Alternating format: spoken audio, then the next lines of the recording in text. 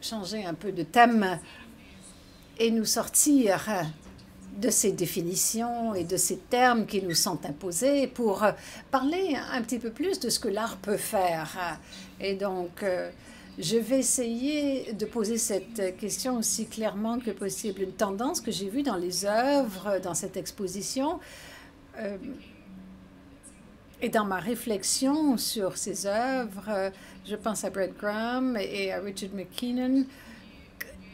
J'estime que l'art peut être une façon de nous rappeler de l'importance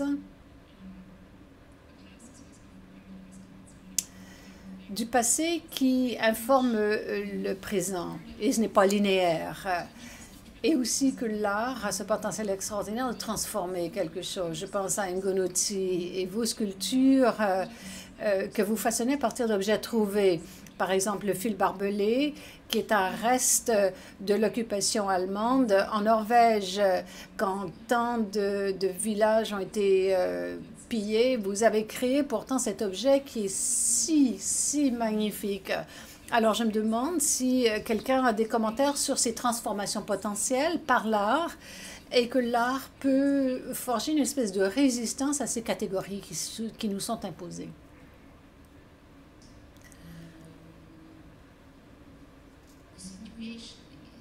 Alors, oui. La situation est celle-ci. Le matériau avec lequel je travaille me parle.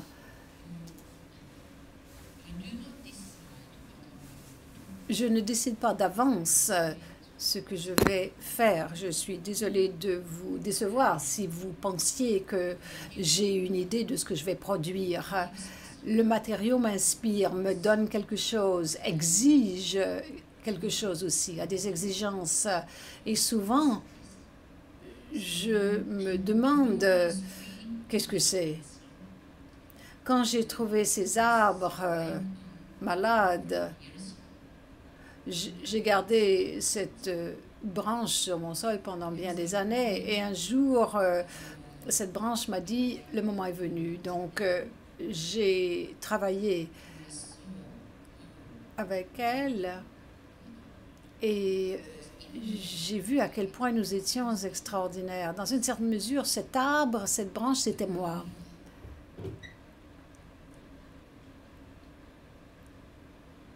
J'ai vu à quel point cet arbre était vulnérable, en fait. Et pour moi, pour la pièce dont vous parlez, même si j'ai utilisé ces fils barbelés des nazis quand ils étaient en Norvège,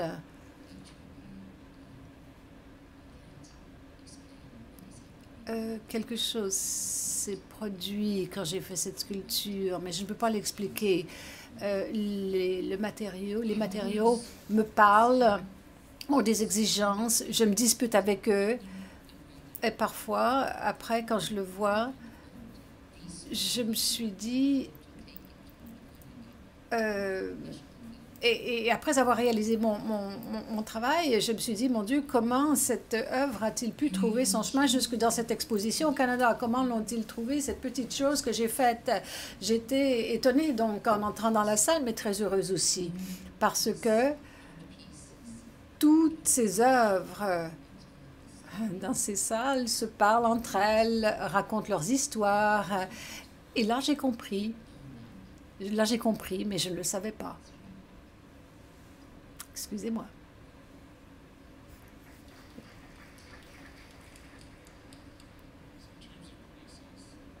Pour ce qui est de la démarche, pour moi,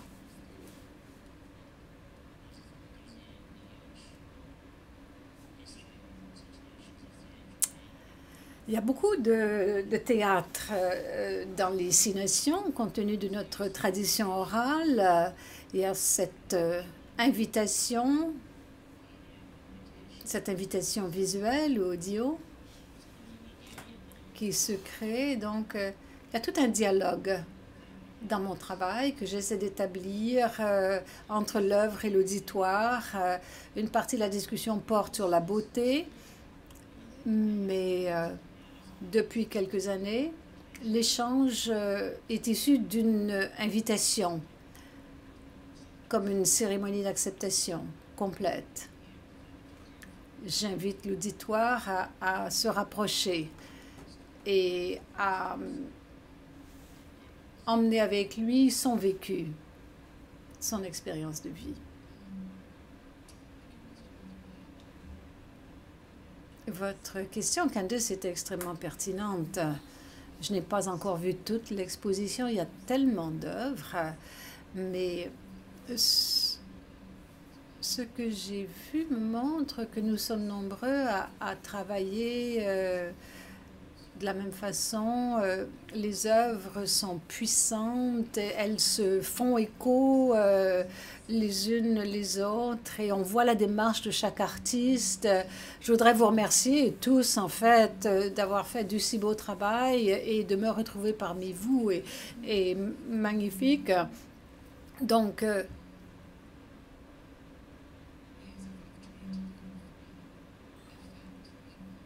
pour moi, pour ce qui est de ma façon de toucher les gens et de créer la transformation chez les gens, passe par l'humour. J'ai commencé par l'humour, j'ai pensé que c'était une bonne façon de capter l'attention. Et plus je m'avance sur cette voie, plus je me rends compte que c'est dans l'esthétique qui dure et qui laisse des impressions que l'on rejoint les gens. Candice, alors mon matériau, moi, c'est l'histoire. Et c'est vraiment ma matérialité aussi. Avec l'histoire, il y a l'émotion qui vient de l'expérience et qui transforme selon notre souvenir, par un traumatisme, par un préjugé, par le racisme. Votre corps assimile tout cela et c'est ma matérialité dans mon travail. C'est très important pour moi. Même si je travaille avec la peinture en surface.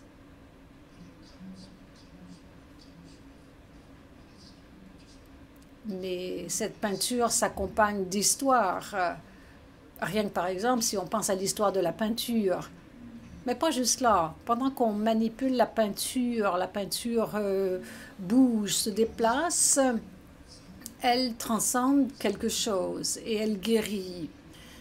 Et essentiellement, c'est ce que je veux faire, ce que j'ai voulu faire avec les expériences si tristes de ces personnes dans cette toile Paris-Ojibwe. J'ai été invitée à aller à Paris pour étudier ces œuvres de Delacroix avec les 11 Mississauga et c'était extrêmement triste parce que au bout du compte, seuls 5 d'entre eux sont revenus.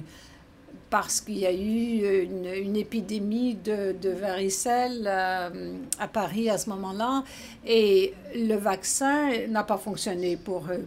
C'était des personnes très pieuses, c'était des méthodistes chrétiens. Ils se sont déplacés partout en Angleterre et ils ont été amenés par George Catlin à Paris comme sujet parce que c'était le premier groupe qui avait quitté Paris en avril. Avec les Iowa. Les Iowa mouraient aussi. Ils étaient en Angleterre avec les Mississauga et on a demandé de les remplacer. Donc c'est une histoire triste, mais elle m'a permis d'apprendre quelque chose. J'ai appris quelque chose en manipulant la peinture, j'ai appris quelque chose sur le sujet, sur le paysage, en essayant de comprendre mon sujet. Et il y avait des personnes mortes, mais ça fait partie, tout cela, de la guérison. En tout cas, pour moi. C'est peut-être différent pour d'autres artistes. Mais pour moi, cela fait partie de la guérison. Et j'ai commencé à me décoloniser. Parce que j'essayais de les placer quelque part. Et ils sont devenus ce qui était le plus près de moi, dans ma famille. C'était des Atsukanak, des messagers des gens qui vivent dans un monde mythologique, qui commencent à vivre et à communiquer avec les morts. Et comment en suis-je arrivé là? J'ai compris quelque chose d'incroyable. Je me suis rendu compte que j'avais été totalement occidentalisée. J'étais allée à l'école en Europe, j'avais appris à peindre et le reste, et j'ai commencé à me parler à moi-même, j'ai essayé de les replacer dans leur contexte. J'ai commencé à me parler dans ma propre langue, dans la langue Anishinaabe. Et je ne m'étais jamais rendu compte d'à quel point du point auquel je pensais à moi-même en anglais. Et j'ai regardé l'œuvre là-bas. Les couleurs sont belles, l'animation est belle, mais c'est tout. J'ai appris cela d'un grand maître, pas d'un maître occidental. J'ai appris de Norval Morisseau en restant près de lui. Je l'ai écouté décrire la couleur. Je pense qu'on peut être transformé par l'art si l'artiste se sent transformé lorsqu'il réalise une œuvre d'art. Il y a une œuvre d'art qui m'a frappée, qui a été produite par ma consoeur qui se trouve ici. Et vous me disiez comment vous aviez préparé cette installation à l'église. Vous en avez fait une photo et ensuite une sculpture. Pourriez-vous me parler de cela? Nous sommes des métis. Nous travaillons ensemble, Anna et moi. C'est très important pour nous de parler d'hybridité. Et c'est un processus naturel. Nous avons le sentiment d'être impurs.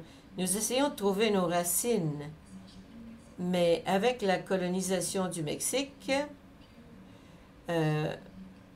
nous avons essayé de devenir plus purs. Nous avons cherché à retrouver nos racines profondes. Nous avons une courte pointe. Nous avons des pièces qui sont hybrides. Ces pièces nous parlent de différents aspects du monde. Comment nous traitons toute la matière que nous recevons à tous les jours. Alors, c'est très important. Il s'agit d'un document.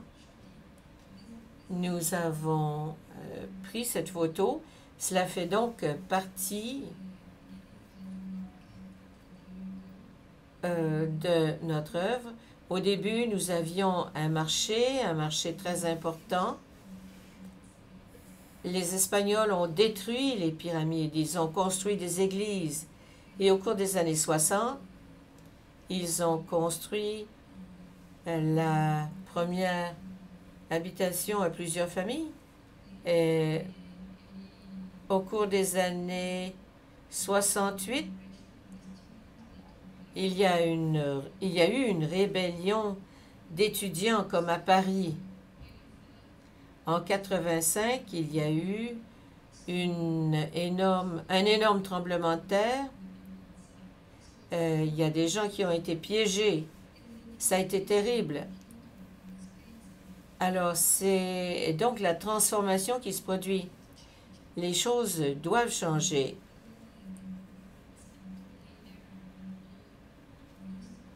Et nous avons des documents importants et cela nous permet de passer en revue toute notre histoire.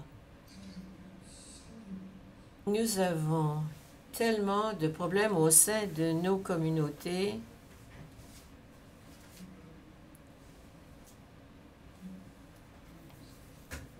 Je vis dans la même ville d'Australie. Il y a tellement de choses dont nous devons traiter.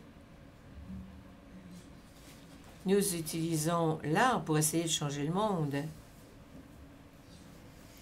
Et c'est la raison pour laquelle je crée des œuvres d'art. Je veux changer le monde. Mais je n'ai pas eu beaucoup de succès jusqu'ici. Et je pense que je devrais peut-être donner le micro à quelqu'un d'autre qui a réussi à faire mieux.